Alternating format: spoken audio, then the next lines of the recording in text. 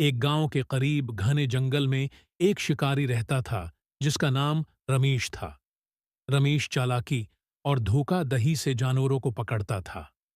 वो जाल बिछाता, चालाक मंसूबे बनाता और अपने शिकार को धोखा देकर पकड़ता।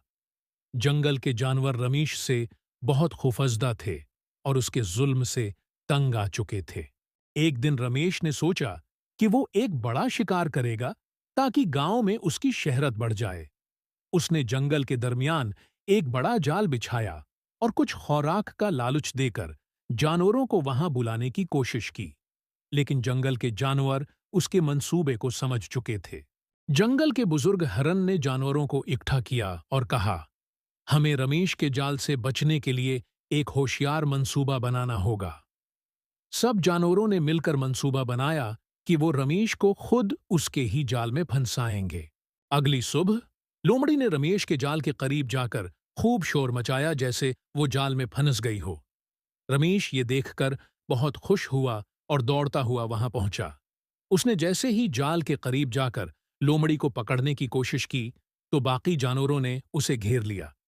बंदर ने दरख्त से लटककर जाल की रस्सियां खींचें और रमेश खुद अपने ही जाल में फंस गया। रमेश जाल में फंसकर जोर जोर से चलाने लगा, मुझे छोड़ दो, मैं वादा करता हूं कि दोबारा कभी किसी जानवर को नुकसान नहीं पहुंचाऊंगा। जानवरों ने रमेश को एक सबक सिखाने के लिए कुछ देर जाल में रखा और फिर उसे आजाद कर दिया। रमेश ने उस दिन के बाद से शिकार करना छोड़ दिया और गांव में जाकर किसान बन गया। जंगल के जानवरों ने सुकून का सांस लिया और खुशी से दोबारा आजाद जिंदगी गुजारने लगे।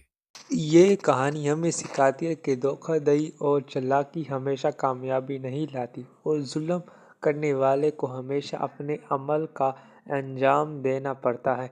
जंगल के जानवर ने अपनी अक्ल और इत्तेहाद से न सिर्फ रमेश को सबक सिखाया बल्कि अपनी आज़ादी भी हासिल की।